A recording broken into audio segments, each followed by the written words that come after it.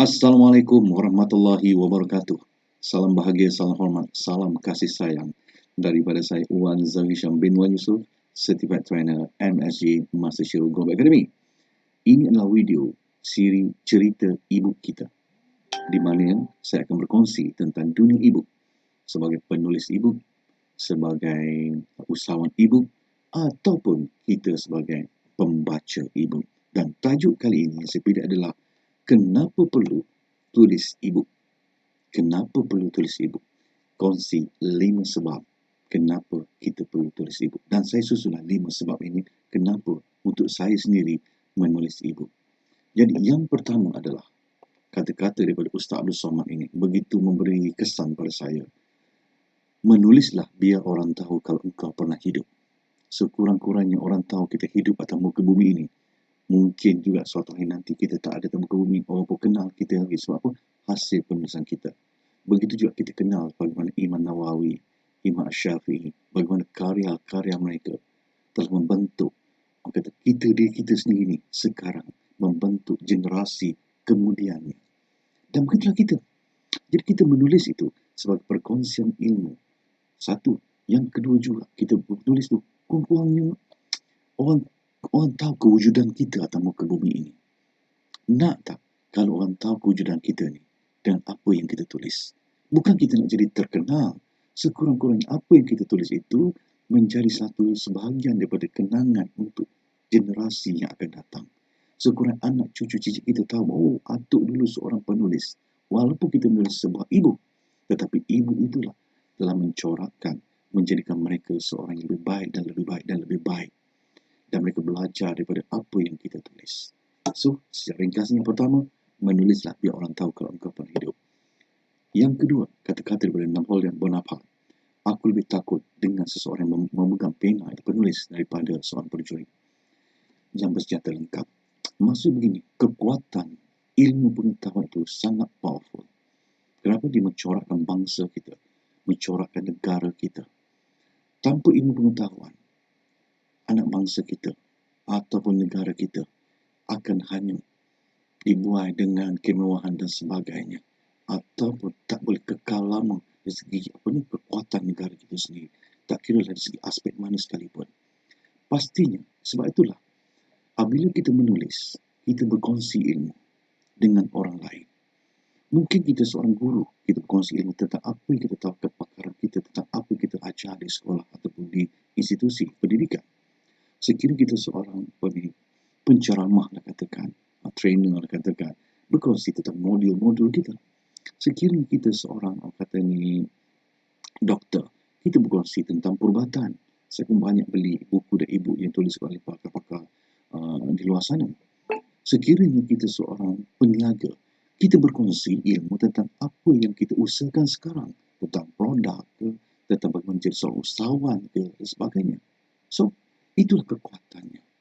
Bila kita menulis, itu ilmu yang kita tulis itu dapat di-apply, diaplikasi oleh orang lain. Nak tak nak, itulah jalan terbaik untuk kita transform ilmu kita daripada dalam diri kita keluar untuk dimanfaatkan oleh orang lain. Yang ketiga, personal branding. Ini penting. Sebagai seorang usahawan, sangat penting dalam personal branding. Jadi inilah masanya. Apabila kita menulis tentang produk kita, tentang diri kita, tentang syarikat kita, ia menjadi satu kekuatan pada branding kita, pada produk kita. Dan sekiranya kita mengusahakan satu perkara, kita tulis tentang apa kita usahakan. Jadi orang kenal kita. Contohnya lah, Miss Nini. Dia merupakan seorang perunding hartanah. Jadi dia menulis buku ibu tentang hartanah, tentang 10 tips dan panduan membeli harta lelong. Jadi orang kenal dia. Oh, ini seorang perunding hartanah yang berkaliber. Maknanya itu kekuatannya. So, kalau saya menulis buat tentang bolehkah saya menjadi penulis kerana saya seorang trainer dalam penulisan ibu. Jadi, ini sebagai membentuk kita punya personal branding kita. Itu cara mudah yang ketiga. Yang keempat, dari segi teknikal, kita menulis ibu ini mudah ditulis. Paling minimal pun 35 muka surat. Dan paling maksimal mungkin 100 muka surat atau 70 muka surat. 50 muka surat pun dah okey dah. Tak perlu macam buku fizikal perlu 100 muka surat, 150 muka surat kan, sampai 200 muka surat. E-book ni simple saja. Semua buku-buku bentuk how to, tips ataupun panduan ke apa sahaja ke, itu merupakan orang kata satu perkongsian yang mudah untuk kita kongsikan dengan orang lain. Dan juga mudah diterbitkan. Kalau buku-buku fizikal, masa 3-4 bulan. Kalau buku fizikal saya dulu sampai 3 bulan paling minimum. Ataupun mencecah ke 5 bulan untuk diterbitkan. So, bila kita tulis e-book, kita terbit sendiri. Kita tulis sendiri. Mungkin buat cover kita upah orang ke, atau buat sendiri lah. Maksudnya buat sendiri saja. Ataupun e-book pertama dulu, memang e-book yang berapa? Yang ketiga, saya upah orang. Buat design, sebagainya semua kan. Untuk lebih ada kualitinya. Jadi, ia mudah saja. Dan juga murah. Nah, kita tak perlu print. Kalau buku fizikal kena print. Print banyak-banyak. Nak berapa? 100, 200, 300. Sekurang-kurangnya kalau nak buat 1000 buah buku pun kita kena 20,000 dekat dengan hampir, kalau upah semula kena nak hampir dekat 10,000 maksudnya kita kena keluarkan kos. Kalau kita buat POD, kalau kita buat dalam 100-200 mungkin murah sikit lah, mungkin dalam 3-4,000. Tapi buat ini kena keluar modal juga kan. So e-book ni modal pun mungkin kita buat editing sedikit, mungkin bayar sedikit berapa ratus. So main ratus-ratus je lah. Dia tak perlu print. Sebab kita bagi link kepada pembaca kita, pembeli kita. So, mudah, murah, dan yang ketiga, dia ada simpan stok. Kita tak simpan stok pun. Tak perlu nak beli kotak-kotak, nak simpan buku macam buku fizikal. So, kita hanya bagi link pada pembeli kita. 10 orang beli, link itulah kita bagi. Mungkin passwordnya berbeza lah. Kita 20 orang ke 200 orang, 1000 orang sekalipun, itu yang kita bagi link, bagi dengan password yang berbeza-beza. So, itu saja. So, tak perlulah nak ada store yang besar di rumah kita dan sebagainya. So, dari segi teknikal, mudah, murah dan juga tiada simpan stok. Dan asbab yang kelima, kenapa kita buat e-book? Yang paling kelima adalah pendapatan pasif. Passive income.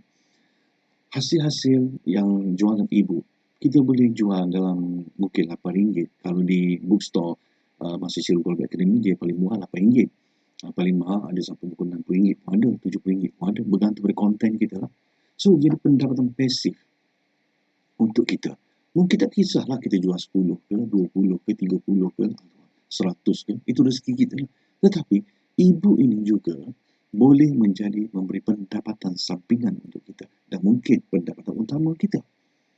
Berapa ramai orang jual e-book mendapat pendapatan yang lumayan daripada hasil perkongsian ilmu mereka. Dan anda juga boleh, saya juga boleh menulis e-book berkaitan kepakaran kita, pengalaman kita, hobi, minat kita dan sebagainya. So, kita tulis ya. Kita share ilmu yang kita ada. Paling mudah contohnya, orang sekarang nak sibuk katakan nak buat apa, nak bisnes apa sekarang ni. Bisnes kat Shopee. Dia buat e-book tentang Shopee, tentang Lazada, tentang apa lagi. Katakan tentang membentuk ataupun e-book tentang tips lulus cemerlang dalam SPM contohnya. Kita kongsikan beberapa tip yang kita ada, pengalaman yang kita bersama dengan murid-murid dahulu. Contohnya, contohnya anda sebagai guru pendidikan Islam, guru agama, penceramah bebas dan sebagainya, anda boleh tulis tentang apa yang anda ajar di sekolah ataupun semasa anda mengajar bersama dengan di surau masjid dan sebagainya. Itu sebagai modul. So, benda itu boleh dibeli oleh jemaah dan mereka akan tengok kat handphone, kita mengajar kat depan. So, ahli jemaah tengok, scroll kat telefon bimbit mereka. Okey, kan benda tu mudah. Dan selain pada kita pergi mengajar, dapat sumbangan daripada masjid ke surau ke, kita juga dapat pendapatan pasif daripada jualan e-book kita. Dan siapa saja kita, kalau peniaga sekalipun, kita dalam meniaga ada produk lah kan. Tetapi e-book juga menjadi produk kita juga sebagai beri pendapatan pada kita. Okey, itu antara perkara-perkara menarik kenapa kita perlu menulis e-book. Jadi, inilah cerita kita pada hari ini. Moga-moga memberi manfaat untuk saya dan juga anda yang sana. Terima kasih.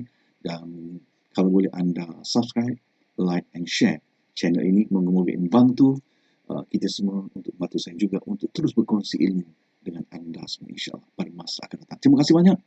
Moga anda semua dilindungi Tuhan dan juga anda semua sukses dunia akhirat. Okey, terima kasih. Jihad ilmu, jihad berikat dan jihad ekonomi. Bye-bye.